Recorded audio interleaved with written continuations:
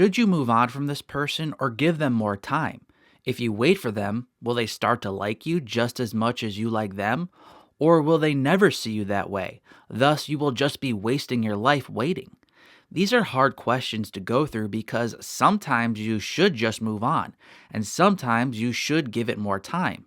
If you want the peace of knowing you are doing the right thing, you have to seek God's wisdom.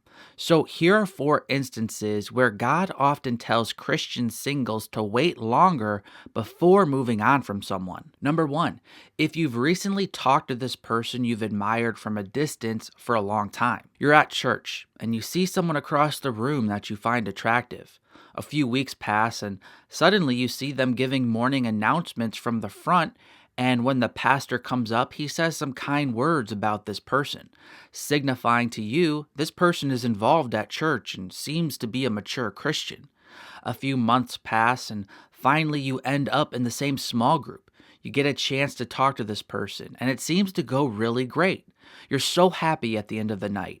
But then next time you see them at church, they just smile and wave politely as they walk past you. What happened? One possible explanation is that this person has not had as much time to think about you as you have about them. You've been watching and observing them for months.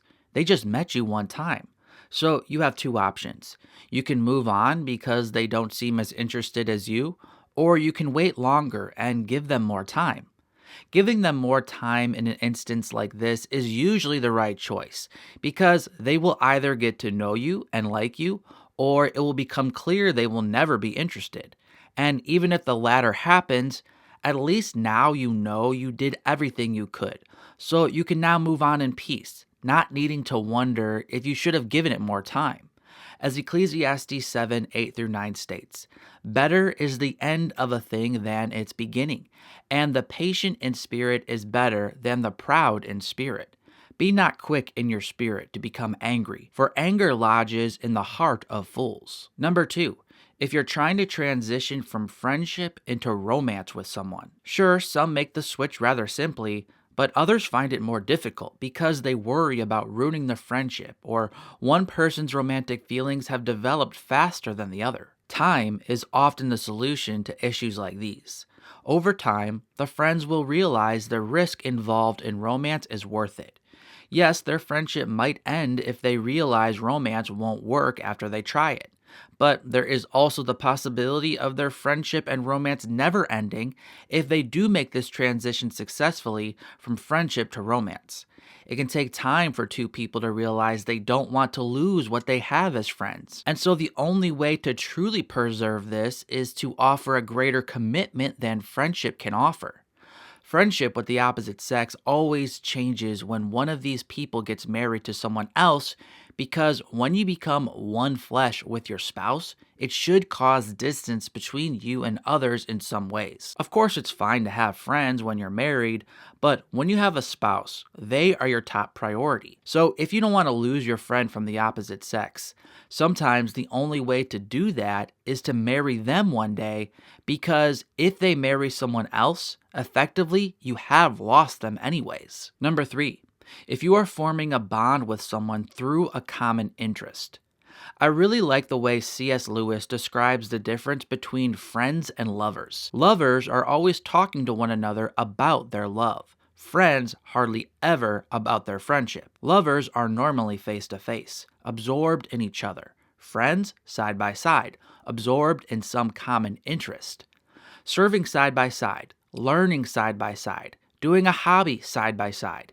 These are all great ways to form friendships.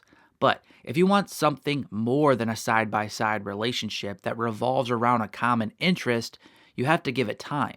As you spend time together doing something you both enjoy, eventually you often both realize you not only enjoy this thing you are doing, but you actually enjoy each other.